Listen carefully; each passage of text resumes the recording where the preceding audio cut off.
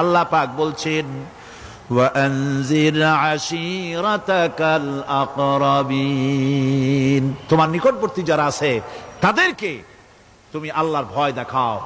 নামাজের জন্য তাদেরকে বলো আল্লাহর ভয় তাদের অন্তঃকরণের মধ্যে সৃষ্টি করে দাও। আর এই নামাজ পড়তে হবে জামাতের সাথে। নামাজ পড়তে হবে কিছুর সাথে? জামাতের সাথে। রাসূল করিম সাল্লাল্লাহু আলাইহি ওয়াসাল্লাম বলছেন, হুজুরের কাছে, আল্লাহর নবীর কাছে হযরতে আবু হুরায়রা রাদিয়াল্লাহু তাআলা আনহু হাদিসটি বর্ণনা করেছেন। হুজুরের কাছে একজন অন্ধ লোক এলো। সেই অন্ধ লোক এসে বললেন, হুজুর আমি তো চোখে দেখি না, জামাতের যে গুরুত্বের কথা আপনি বললেন, আমাকে কি রুখসত দেওয়া যায় নাকি?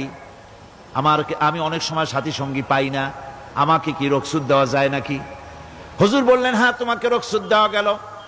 অন্ধ যখন হেঁটে যাচ্ছিলেন, নবীজি তাকে আবার ডাকলেন, ডেকে জিজ্ঞেস করলেন, অন্ধ নামাজের মসজিদের আজান কি তোমার কানে যায়? বলে, হ্যাঁ আমি আজান শুনি। হুজুর বললেন, আজানের জবাব দিবা, মসজিদে এসে জামাতে নামাজ পড়বা।